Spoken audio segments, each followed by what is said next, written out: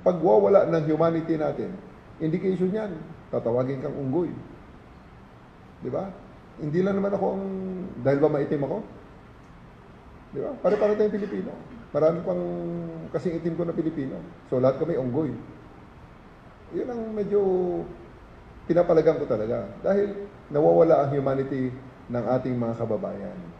Hindi po pwede yan. Hindi porke ikaw ay nasa puder, pwede mong gawin ang gusto mong gawin na pambubuli sa mga mas maliliit sa'yo.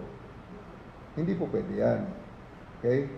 So, again, we stood up to the bully ran away. Yun lang yun. And this is not the first time that the bully ran away. Lahat naman ng bullies, ganyan naman eh. May mga bullies yan na pag tinanong na nga, pinaupo mo na at tinanong mo na ng diretso, ito ba ginawa mo? I-deny na. Matapang lang habang sinasabi at nagbibigay ng order. Okay? So, again, isarado ko na yung chapter na yan.